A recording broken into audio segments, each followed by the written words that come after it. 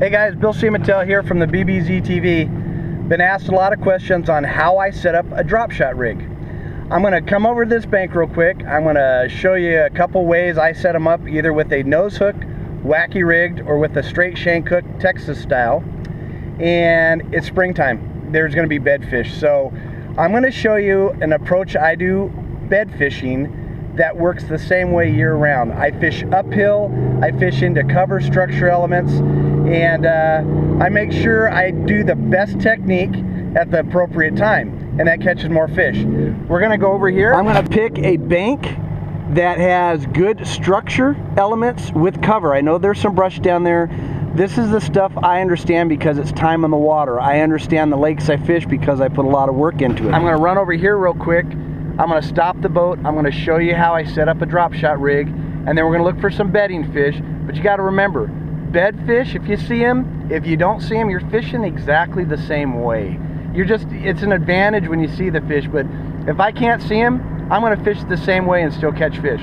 Let's take a run over here and see what we can do.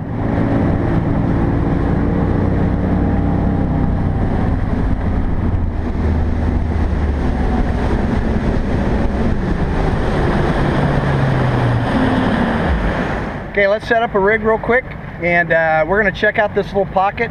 I know there's brush down here. I know there's good structure elements, and WileyX sunglasses. Make sure you can see good in the water.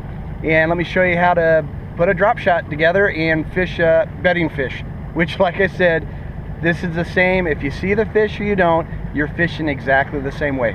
Let's get to it. The two style of hooks I usually use is a size 2 drop shot hook by Gamakatsu, or the rebar by RoboWorm, made with the Gamakatsu light wire, which has a little plastic keeper on it. I'll either Texas rig these worms, nose hook, or wacky rig with either style of these hooks. So that's the system for the hooks. We also are going to use the Ventana rattling drop shot sinkers that I've had for a lot of years. We're just finally coming out and showing people them. These work fantastic bed fishing and also just standard fishing anywhere across the US. And my secret box of 4.5-inch RoboWorms, standard colors. My Oxbow light red flake is getting a little low, but colors for me is it's the simplest thing I got to do. I only have a few colors I use all the time, and it's more about boat positioning and how you fish than the color of the worm for me, 90% of the time. Occasionally colors make a difference, but it's all about how you fish them. One thing I like to do with my drop shot hooks is I like to put a little kick to them. I want to offset them, so what I'll do is I'll take a pair of pliers and I'll bend the wire just enough, not to really make it go crazy, but I'll bend it just enough so it offsets that hook, and I get a higher percentage hook rate with this. Now the thing is there's a couple way I rig worms, is I'll turn around. First of all, I'll nose hook, and the biggest thing with the nose hook is the closer you can get it to the tip of that worm, the more it's going to run through the water straight. The further back you're going to get it, it starts to twist because there's too much plastic in front of that, and it catches water and it makes a little fin and it starts spinning your worms. So if you have problems with worm spinning nose hooking, you're probably nose hooking them too far back on the bait. The closer you get to the front, the straighter they will run. Also, make sure the straighter the worm too. I try to lay all my worms out so they're as straight as possible. The other thing I like to do, which you're going to see today, is I love to wacky rig RoboWorms. Center of the bait, come through with the drop shot hook, and you'll see this in a lot of the videos I do. This is one of my favorite techniques. With the drop shot hook, wacky rigging 4.5-inch RoboWorms, it's a deadly, deadly combination. The other hook I have a lot of confidence in is the RoboWorm rebar hook. This is also made with the Gamakatsu hook. Has a little plastic keeper, and that straight shank hook by far is my confident hook. I have caught more fish on this and had better hookups with this than pretty much any other hook. Neat thing about this is you can actually go through a worm, Texas rig it, and then when you come out, you push it past this little plastic keeper, rotate that hook around, sink that hook back into the bait, and it's a straight shanked hook that gets a very good hookup percentage, and with that little plastic keeper in there, it keeps that tip of that worm from sliding down. Those are the 2 hooks I use, and those are the 3 combinations on how I set up worms. Let me set up a rig real quick for you. My Gamakatsu size 2 drop shot hook.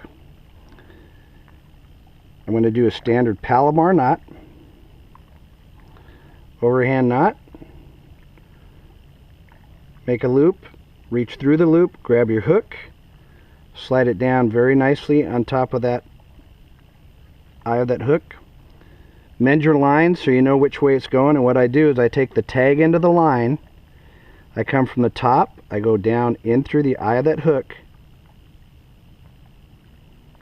and what that'll do is that'll rotate that hook around so it sits up.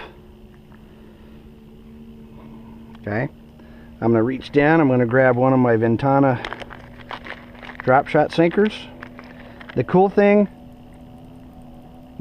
about these sinkers is they create noise with such little movement, and when you're fishing baits closer to the bottom, especially anything that represents a crawdad or a sculpin, a worm, little bait fish, man, this thing excels. So that's the setup right there for 5-pound test max. I have a little Shimano Stratic 2500, and I have the Gamakatsu size 2 drop shot hook that has the little bit of a kick to it. I have it offset with a 1/4 ounce Ventana drop shot sinker, and I'm going to reach down here and I'm going to grab one of my favorite little 4.5 inch RoboWorms, and I'm going to wacky rig it. That's my basic setup. I have caught more fish on this than most people will ever know, except now. Okay, that didn't take long.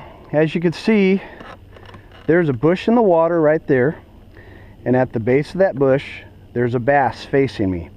Now I'm using WileyX sunglasses with the emerald green, and the visibility with these glasses are phenomenal. Now, a lot of times the way I approach a bedfish is I do not want to take away their escape route. I don't want to go out here because that's where they're going to run to, and that spooks them. I'm going to come on the inside, throw out to deep water, and bring it uphill, and in doing that I create that funnel, and right at that base of the tree is usually where those fish, they just get upset and they'll strike the bait. This is the stuff that I preach. It doesn't matter if it's spawn or, you know, wintertime fishing or summertime fishing. An uphill approach into structure and cover, putting your boat in a position so it doesn't take away their escape route. And also, I don't want to throw my shadow on top of that fish. So I'm going to throw out past my objective. I'm going to let the bait fall to the bottom. And as I let the bait fall to the bottom, as you can see, my shadow's down here. I'm not even close to that fish. And then what I'll do is I could slide this bait up to that corner of that bush, and I'm going to shake that Ventana, and I'm going to make it rattle because there's mud down there. I just want to make it rattle, rattle, rattle.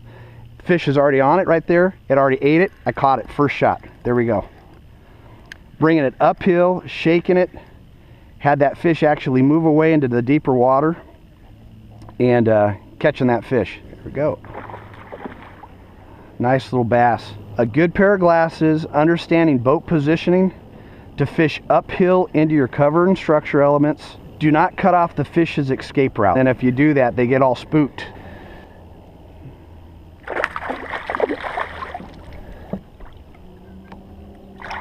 Look at that. That's a nice bass right there. He choked that little RoboWorm with that Gamakatsu hook right there, and that's fishing uphill with a drop shot. Spring fishing, summer fishing, fall fishing, winter fishing, it doesn't matter. That technique is the key for catching fish consistently. So you guys, sometimes it's that easy. If you don't overthink it, position your boat to fish uphill into cover and structure elements. Don't put your shadow on the place where you want the fish to eat, and don't get rid of their escape route. If you give them a place to run out to, they're going to be more free to stay in the place where they want to eat. If I go and put my boat in the wrong position, I could spook the fish before I even make a cast. Keep it simple. Get a pair of good glasses. WileyX, the emerald greens are just phenomenal. Keep your eyes peeled and pay attention to the environment, and you're going to catch more fish. We'll catch you next time here out on the water.